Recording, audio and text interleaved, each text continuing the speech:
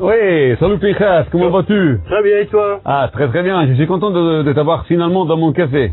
Oui. Alors, qu'est-ce que tu veux boire? Vodka, c'est possible? J'ai vraiment... Finalement, quelqu'un qui boit de la vodka, j'ai rien vu de ça. Ah, c'est bien, on fait un bon lechaim. Bien fraîche, hein? Ah, tu sais, si la vodka, elle est pas fraîche, on fait un bon lechaim finalement. Baruch ata Adonai, Elenu melech haolam, shakol niya bidvaro. C'est... Chaim. Chaim. Bonne sens. Elle est fraîche? Elle est très fraîche. Ah, c'est bien. Alors, j'avais envie que tu arrivais finalement dans le café parce que la dernière fois qu'on s'est rencontrés chez toi à la maison, Ouais. tu as commencé à me raconter une histoire, mais comme toujours, tu as des belles histoires, mais tu t'arrêtes et tu me laisses le temps d'attendre. Non, je viens après à te raconter ça. Et là, je veux finalement écouter ton histoire. Ok, bah écoute, je vais te raconter donc, justement, alors, tu te souviens, tu m'avais posé la question concernant donc cette... Oui, parce que tu viens de quelle ville? De Paris? Pas tout à fait. Ah. Je suis né à Paris. Ah, tu es né à Paris et après? Je suis né à Paris, je suis né Cité Malesherbes. Tu sais Je où connais c'est? pas. Non, c'est Cité où? Malesherbes, c'est en plein Pigalle. Et donc tu me racontes l'histoire d'une ville Ouais. et disons, je vais te parler de cette photo-là, donc que tu as vue, hein. Tu m'avais demandé c'est ça. qui était cette personne-là. Je t'ai dit, c'est ma mère. Ah, finalement, le secret. Voilà. Ouais. Donc, cette photo-là, elle date de 1942. 1942. Donc, ça veut dire que c'était pendant la guerre. Plein guerre. En pleine guerre. Et les guerre. nazis étaient à Paris. Bien sûr, bien sûr. Et donc, sur cette photo-là, ma mère, elle a 15 ans. Exactement. Elle a 15 ans. Donc, c'est fort. C'est une histoire ça commence à me... Mais c'est rien, là, c'est rien. On commence. Ok. On va... Bon. Ok. Alors, il faut dire que ma mère était en fait la 3e fille, donc, de mes grands-parents. Okay. Alors, mes grands-parents sont d'origine russe. Ils se sont mariés en Russie. D'accord. Ils sont venus en voyage de noces en France. C'était à peu près au mois de juillet. Ouais. Alors, qu'est-ce qui se passe en France au mois de juillet? Le 14. 14 juillet. Voilà. Ils ont vu que c'était extraordinaire, c'était festif. Ils sont restés. Bon, voilà, comme ça. Non. Si. Ils sont restés à Paris depuis? Oui. Ils ont plus bougé? Non. Incroyable. Et à l'époque, mon grand-père, disons, faisait son service militaire. C'est-à-dire qu'en fait, il est le service militaire où? En Russie? En Russie. Il a quitté la Russie donc comme déserteur, c'est vrai? Ouais, exactement. Je te jure. Bon, c'est comme ça. Bon, ça commence bien l'histoire. Ça commence bien. Alors donc, ils sont venus en France. Ouais. Et comme beaucoup de juifs, donc mon grand-père était tailleur. Et il a eu 3 filles. Alors, la première, donc, voilà, ça c'est celle-là. Je voulais donc te la montrer. Ouais. Cette photo-là, c'est Estelle. C'est l'aînée. Et elle était danseuse. Ah. Voilà. Incroyable. Ensuite, elle était donc la sœur aînée. C'était la sœur aînée. D'accord. Et mon grand-père a eu une fille tous les 10 ans. Oui, voilà. Bon, c'est comme ça. Un agenda précis. Voilà. Donc, ma tante aînée que je n'ai pas connue, donc était... Estelle. Oui, Estelle, au Moulin Rouge. Ouais. Et l'autre sœur, donc Simone, elle était femme au foyer, on va dire. Ça veut dire, excuse-moi, moi je suis italien. Elle avait pas de métier, d'accord. Elle était à la maison, elle s'occupait donc de la maison, etc. Ah d'accord. Elle était la deuxième, hein, C'était la deuxième. Ah. Et Sonia, ma maman, la troisième. C'était la troisième. Wow. C'était donc 10 ans de différence. Tous les 10 ans. Et donc c'est surtout Estelle qui a élevé en fait sa jeune c'est sœur. 20 ans de différence, Ouais, c'est quand même, tout à à l'époque, fait. c'est beaucoup, hein. C'est beaucoup. On est en pleine guerre. On est en pleine guerre. Alors, on est en pleine guerre et ce qui s'est passé, c'est que pendant cette période-là, c'était une période tout de même assez difficile. Ah ouais. Tout le monde savait dans le quartier que mes grands-parents étaient juifs. Tout le monde savait. Tout le monde savait. Et ce qui était terrible, c'est que on connaissait, enfin, mes grands-parents connaissaient quelqu'un qui travaillait à la préfecture et qui savait quand il y avait une rafle. Mes grands-parents qui habitaient rue Victor Massé, c'est-à-dire en fait à côté de Pigalle. Ouais, Hein, ok. à côté. Et à l'époque, à cette époque-là, il y avait un autre cabaret dans la rue Victor Massé qui s'appelait le Tabarin. J'ai entendu. Le Tabarin. Le Tabarin. Bien Et tu sûr. vas voir qu'à la Libération, il s'est passé des choses dans ce... De ce cabaret. Oui, dans ce cabaret qui était immense, qui était Ah, très wow. grand. Moi, je l'ai connu visuellement, Non. je l'ai vu. Après, bon, ils l'ont complètement détruit, tout ça. Mais j'ai connu ce cabaret-là. Wow. Hein, voilà. Alors donc, qu'est-ce qui s'est passé? Il s'est passé qu'en fait, ils ont vécu toute la guerre à Paris.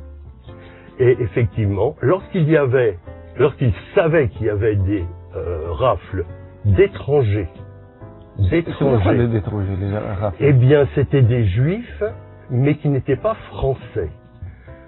C'était différent. Bien sûr, puisqu'ils avaient un statut différent. Ah, mais dans ce cas-là, alors les femmes, donc ta mère, les sœurs de ta mère étaient françaises, et les maris par contre russes. Non, Ah non. français. Ah, Ils français étaient français. Ils ont été français. Ah, ok. Ils ont été français. Ok. Ok. Mais donc, lorsqu'on savait qu'il y avait une rafle de juifs d'étrangers, bien les amis de mes grands-parents passaient la nuit chez mes grands-parents. Par contre, lorsqu'on savait qu'il y avait une rafle de Français juifs, à ce moment-là, ma mère allait, alors pour les vieux, très vieux comme moi, ça va leur dire quelque chose, ma mère dormait chez les sœurs Étienne. Les sœurs Étienne, c'était deux sœurs, c'était des chanteuses qui chantaient donc... Juives alors non, elles n'étaient pas juives. Hein. Mais elle gardait ma mère à dormir lorsqu'on savait qu'il y avait une rafle.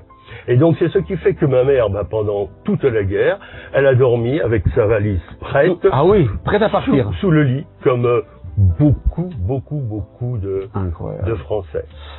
Donc ta mère, tu m'as dit que elle est restée toute la période de la guerre à Paris. Donc, grâce à Dieu, elle a été pas déportée. Pas du tout.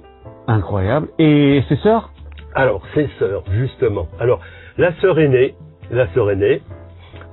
Estelle, elle est décédée d'une crise d'asthme pendant la guerre. Pendant la guerre, à Paris. Ouais, à Paris, pendant la guerre. Et donc l'autre sœur, Simone, qui elle était mère au foyer, donc elle a voulu traverser la ligne de démarcation et elle a été arrêtée. Non. Elle a été arrêtée en passant cette ligne donc de démarcation. Disons que les Allemands l'attendaient un petit peu plus loin. Elle a été arrêtée après Drancy et après Auschwitz. Donc, elle est plus heureuse. Et ta mère, donc, et ma mère, donc, elle est restée à Paris. Alors, elle n'a pas pu continuer ses études. Donc, elle a travaillé pour une couturière. Et donc, les Juifs, à l'époque, quand ils prenaient le métro, ils devaient aller dans la dernière rame. Dernière rame. Voilà. Donc, quand elle faisait les livraisons, c'était un petit peu risqué, elle avait Bien son sûr. étoile, il y avait Voilà. tout ça. Et voilà. Il y avait ça. Ouais. Parce que tu m'as montré un objet Ouais. qui m'a fait venir les frissons à la Ouais, maison. ouais, Et ouais, tu l'as mené. Ouais. Ah, waouh. ouais, Ah, voilà. ça c'est. Seulement le toucher, Oh. waouh, c'est incroyable. Donc ça c'était l'étoile. Alors c'était l'étoile donc de maman Waouh. qu'elle a portée pendant toutes ces années, et c'est cette étoile-là qui est prise en photo et que le photographe fait en sorte que maman soit pris légèrement de 3/4 pour pas qu'on puisse voir Incroyable. son étoile. Mais donc c'est, en vérité, comme ça, c'est l'histoire d'une étoile. Ouais. On peut dire. Oui, tout à fait, tout à fait, Et- tout à et- fait. Mais disons que c'est tout de même terrible ça. Parce que C'est ça. on n'aurait jamais dû voir ça. Non. On c'est n'aurait ça. jamais dû C'est voir ça. C'est ça. Voilà. Et ta mère, justement, alors, elle a porté, elle était obligée à porter cette étoile. Ouais, tout bien le temps. sûr, Donc bien elle faisait sûr. tous les cours, Mmh. toute sa vie quotidienne était avec l'étoile. Toujours. Bien Toujours. visible. C'était obligé. C'était obligatoire, car si tu cachais ton étoile, bah, tu Ouais. risquais tout simplement d'être déporté. Je veux être enterré avec mon étoile. Ah, j'ai dit non, maman. Là, Non. là, je suis désolé, mais non, ça va pas marcher comme ça. Cette étoile-là, le sceau de l'infamie, je la garde et je la transmettrai à mes enfants de façon à ce que de génération en génération, on puisse au moins savoir qu'est-ce que c'est que l'étoile. Je pense que c'est une Et très bonne pendant idée. des années, Ouais, c'est ça. Ouais. cette étoile-là, je l'avais sur moi, dans mon portefeuille. Wow. Incroyable. Voilà. Non, mais c'est important. Je pense que c'est c'est très important de ce que tu as fait, parce que c'est vrai, c'est un témoignage unique et c'est important parce que elle est visible et on peut le toucher. Bien sûr. C'est incroyable comment. Bien Tu sais, sûr. tout le monde, grâce à Dieu, c'est-à-dire, tu sais, non, faut pas oublier. On a beaucoup de manifestations qu'on dit le jour de la mémoire, etc. Tout le monde, les écoles, mais voir vraiment l'objet et le toucher, c'est autre chose. Et le transmettre, comme tu dis, Ouais, à la ouais, famille. ouais, ouais, Et ouais, donc, ouais. c'est nécessaire. Ouais, ouais. Je pense que c'est quelque chose de nécessaire. Ouais. Surtout en Israël, parce que Hmm. en Israël, bon, il y a maintenant tous les jeunes, je vais prendre mes petits-enfants, Ouais. qui ont entre 15 ans et quelques mois. Ouais. et alors, ils connaissent la Shoah, enfin, Ouais. ils ont entendu parler, Ouais. ils voient des livres, Hmm. mais on peut pas s'imaginer, Non. on peut pas se rendre compte. Non. Alors donc nous encore, notre génération, on a pu connaître ça grâce à nos parents, Bien et sûr. nos grands-parents, Ouais, c'est ça. mais eux, Ouais. bon, Donc voir, je Voir. pense que ça réveille quand même bien sûr. quelque chose de très Bien important. sûr. Et donc Bien toi aujourd'hui, cette étoile, c'est un peu, c'est un souvenir, pas seulement parce que c'est ta famille, c'est ta mère, donc ça te touche vraiment intérieurement à toi. Et t'as des projets, et surtout si tu as un rêve, et quel rêve? Alors, c'est une bonne question. Ça. Je suis curieux, j'aime mais rentrer. tu as touché un point très important.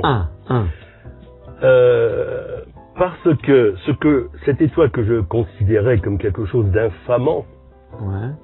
depuis que je suis en Israël, je vois les choses un petit peu différemment. Et je m'explique. En fait, Hachem, il a créé le monde, Ouais. il a créé le jour, il a créé la nuit. Et la nuit, on a besoin de quoi? De savoir où est la grande ours, Voilà. où sont les étoiles, pour pouvoir se guider. Ouais. Et je pense que maintenant, pour moi, à mon niveau, qui suis israélien maintenant, Bien sûr. eh bien en fait, cette étoile-là, c'est un petit peu comme les 6 millions d'étoiles Wow. qui pourraient être donc dans le monde, enfin dans le monde, dans le ciel, et qui pourraient éclairer en fait tous nos frères et sœurs qui sont en Rousslaret. Je savais que tu avais quelque chose de magnifique à me raconter. Je suis très très content vraiment. Encore les Chaim. Chaim. Et Bonne merci santé. beaucoup d'être venu. Ciao, Fichas. Ciao, ciao.